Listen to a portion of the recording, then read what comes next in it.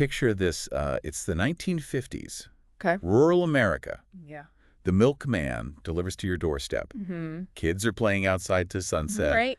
And, your friendly neighborhood handyman. Yeah. The kind of guy you trust to babysit your kids even. Right. He's always willing to lend a hand. Yeah. But now imagine that same man Okay. harbors this horrifying secret. Uh-huh. A darkness so deep, so profound, that it inspires some of the most iconic horror films ever made. Wow. That's the story we're diving into today. Okay. The unsettling true story of Ed Gein.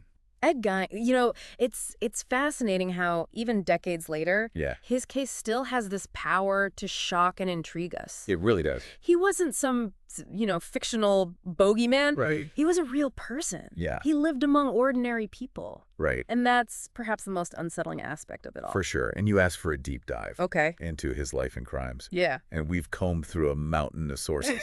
Police reports, psychiatric evaluations, interviews. Right. Trying to understand what led an outwardly unremarkable man down such a dark path. It's a question a lot of people have, isn't it? Yeah. It's not just about morbid curiosity, is it? No. I think this case forces us to confront these uncomfortable questions. For sure. About human nature. Right. The nature of evil.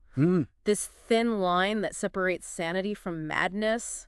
Well, let's start at the beginning. Okay. Ed Gein was born in 1906 in La Crosse, Wisconsin, to George and Augusta Gein. Right. Now, his upbringing was far from idyllic. I imagine so. His mother, Augusta, emerges as this particularly influential figure in his life. Right. She was deeply religious, fiercely strict, and she held a very distorted view of the world outside their isolated farm. So, like, sheltered.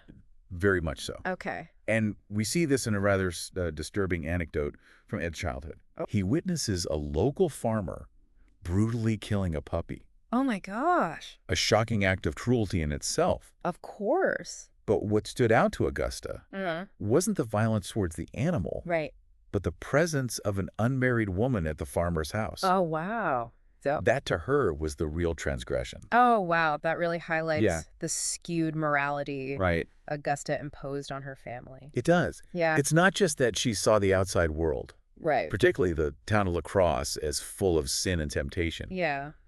But she also had this incredibly rigid view of women and sexuality. Interesting. And to shield her sons from this perceived wickedness, she moved the family to an isolated farm outside of Plainfield. When Ed was around 8 years old. Right. Essentially cutting them off from any normal social interaction. Wow. So that isolation must have been incredibly formative for Ed. Oh, absolutely. Yeah. It meant that he was completely dependent on his mother and exposed only to her incredibly narrow and judgmental view of the world.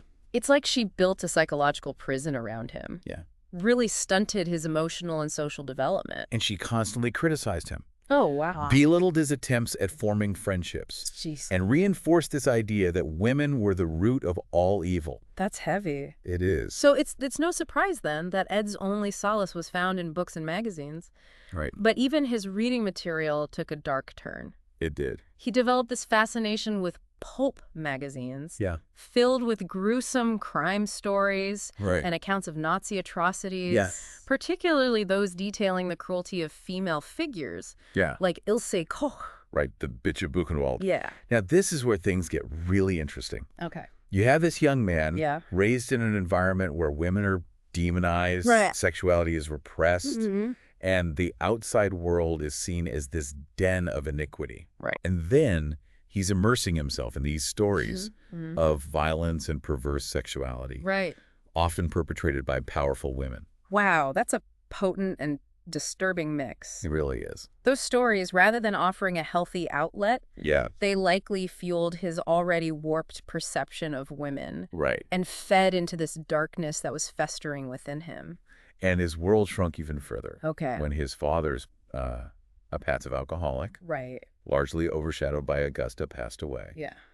And then his brother Henry died under mysterious circumstances. So he was alone. He was in his 40s. Right. Utterly alone with his domineering mother. Wow. On this dilapidated farm. That's a pressure cooker. It was. of isolation, warped beliefs, and macabre fascinations. Absolutely. And then the final blow. Yeah. Augusta died in 1945. Devastating loss for Ed. I bet. She was his entire world, right. despite the twisted and unhealthy nature of their relationship. He kept her room untouched, right? He did a shrine to her memory. Yeah, and this is where we begin to see the first signs of truly disturbing behavior. Yes. Ed started making these nightly visits to local cemeteries, drawn to the graves of middle-aged women who bore a resemblance to his mother. It was as if he was trying to replace the void left by her death. Yeah. Not with living people, but with the dead. He admitted to exhuming these bodies and bringing them back to his farmhouse. He did. And it wasn't simply about keeping these corpses near him. Right. He began fashioning what he called trophies from their remains. Skulls turned into bowls, lampshades made of human skin. Oh my gosh. Even a belt crafted from nipples. Oh, that's awful. The craftsmanship, according to investigators, was meticulous. Wow. Almost ritualistic. So this wasn't just grave robbing. No. It was a descent into this horrifying and grotesque form of self-expression. Yeah. These trophies weren't random acts of desecration. They were meticulously crafted objects integrated into his daily life. And what's truly unsettling is how he rationalized his actions. Yeah. He referred to these bodies as dolls and spoke of a longing to be close to his mother. Right. Almost as if he believed that these creations could somehow bring her back. It's a chilling glimpse Yeah. into a mind teetering on the edge of madness. Right. Desperately trying to fill the void left by his mother's death. Yeah. Through these horrific and bizarre acts. And tragically, his disturbing compulsions didn't stop at grave robbing. This was just the beginning. Yeah. The line between Ed's macabre fascinations and real-life violence was about to be irrevocably crossed, leading to events that would shock the nation. Wow. And etch his name in the annals of criminal history. Unbelievable. His descent into these darker impulses wasn't a sudden plunge. It was a gradual, horrifying progression. Yeah. This obsession with the dead, the creation of those disturbing trophies, it was all a buildup to something even more sinister. And that buildup culminated in tragedy. Right. With the disappearance of Mary Hogan in 1954. Mary Hogan. She was a tavern owner in Plainfield. Okay. A woman known for her tough, no-nonsense demeanor. And remember how Ed's upbringing instilled this fear and distrust of women? Yes, especially those who challenged traditional roles. Exactly. And Mary Hogan, in both her appearance and personality, reminded Ed of his domineering mother. It's like his warped worldview collided with reality. It did. He'd make these unsettling comments about Hogan. Really? Telling people she was at the farm now. Oh, wow. Which at the time they dismissed as dark humor. Right. But in hindsight, it's clear that those were chilling foreshadowing. Yeah, and her disappearance went unsolved for years. Right. Leaving the community on edge. Of course. Little did they know the horror that they were living alongside. And then 3 years later, in 1957, another woman vanished. Okay. Bernice Warden. Bernice Warden? Who owned the local hardware store. Right. Her son, Frank, found the store unattended. A pool of blood on the floor. Oh, my gosh. The cash register missing. Okay. And a sales slip with Ed Gein's name on it. Oh, wow. That slip was the thread that unraveled this horrifying tapestry. Yeah.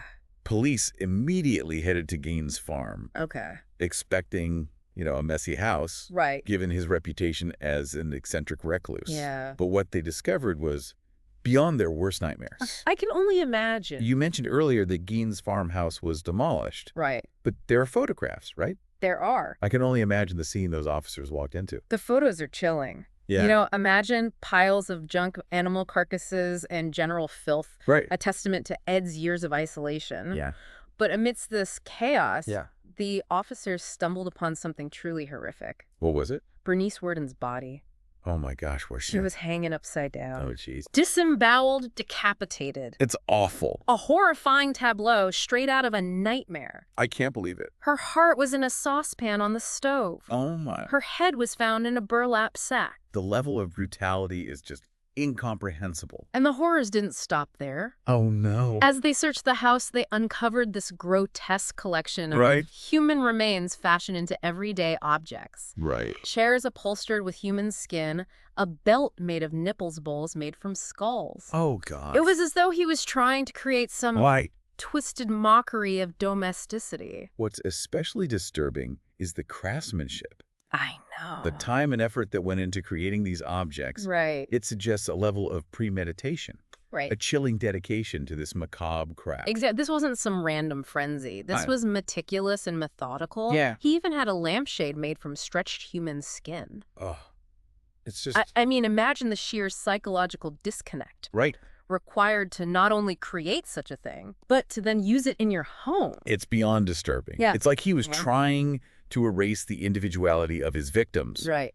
Turning them into these generic, depersonalized objects. That's a very astute observation. Thank you. You see, there's this theory in forensic psychology Right. that killers who keep trophies are attempting to exalt ultimate control over their victims. Right. To possess them in a way they couldn't in life. Yeah. But in Ed's case, it's even more complex. Okay. He wasn't just taking trophies, he was transforming them, almost as if trying to recreate something, someone he'd lost. His mother. Exactly. It all circles back to Augusta, doesn't it? Precisely. This obsession with middle-aged women, the way he dressed in their skin, fashioned masks from their faces. Yeah. Some psychologists believe he was attempting to become his mother. Wow. To merge with her in this deeply disturbing, almost ritualistic way. So the question becomes, was Ed Gein aware of the wrongfulness of his actions? Right. Did he understand the gravity of what he was doing? Yeah. Because surely even a mind as disturbed as his must have recognized the horror of his crimes. That's where the legal and psychiatric evaluations become crucial. Okay. Initially, Ed claimed he couldn't recall killing either Mary Hogan or Bernice Worden. Oh, really? Blaming his actions on blackouts. Interesting. He spoke in this detached, almost childlike manner, as though he was a passive observer in his own life.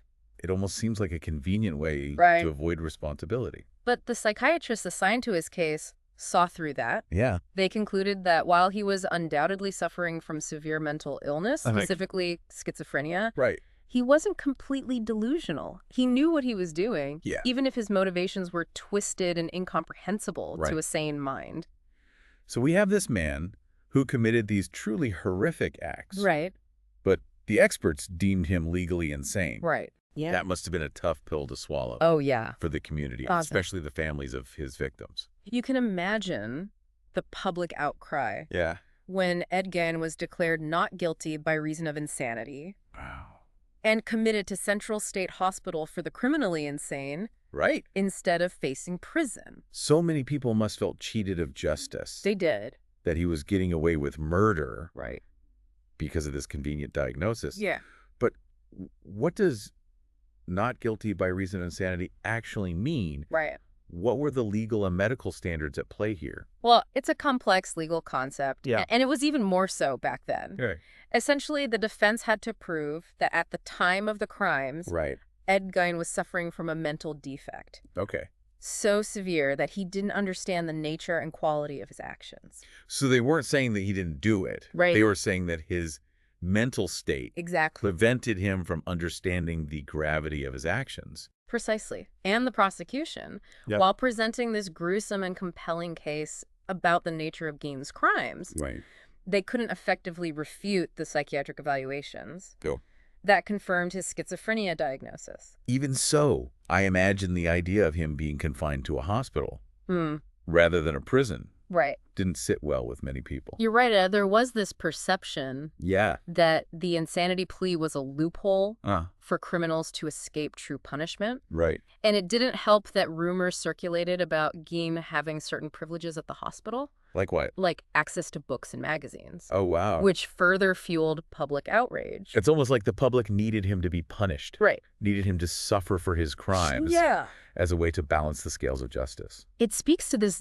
deeply human need for retribution. Yeah. this sense that wrongdoing will be met with appropriate consequences, but it also highlights the challenges of reconciling legal definitions of guilt and punishment with the complexities of mental illness. So Ed Gein lived out the rest of his days in a mental institution. He did. Did his condition ever improve? Well, reports from the hospital paint a picture of a man who remained deeply disturbed throughout his confinement. Okay. He would complain about phantom smells, insist on using a wheelchair despite being physically healthy. Wow. And continue to exhibit a fascination with macabre subjects. So it's like that darkness, that obsession with death and the grotesque. Right. Never really left him. Some psychologists argued that his schizophrenia, combined with the trauma of his upbringing and the profound isolation he experienced, created this perfect storm for his macabre obsessions to flourish. It's as if his reality became permanently warped. Yeah. Unable to distinguish between the world of the living and the dead. It's a chilling thought. It is. But even though Ed Gein died in 1984, his case continues to fascinate and disturb us. It does. Why do you think that is? Part of it, I think, is the sheer horror of his crimes. These gruesome details that tap into our primal fear of the unknown and the unthinkable. Yeah. But I think it goes beyond that. In what way? I think Ed Gein's story forces us to confront these darker aspects of human nature. Yeah. This unsettling possibility that evil can lurk beneath the surface of the ordinary. He became this symbol of our deepest fears. Right. This quiet neighbor who harbors this dark secret. A reminder that the monsters in our nightmares can sometimes exist in the real world. And that's why his case continues to inspire books, films, countless discussions like the one we're having now. For sure. It's a story that, while deeply disturbing, forces us to ask these uncomfortable questions about ourselves, about the nature of good and evil, and the fragile nature of sanity. Well, Ed Gein may be gone, but the questions he raises about the human capacity for darkness continue to haunt us. They do. Well, this has been a fascinating and disturbing deep dive. It has. Into the life and crimes of Ed Gein. A very complex case. For sure. But until next time, stay curious. And stay safe.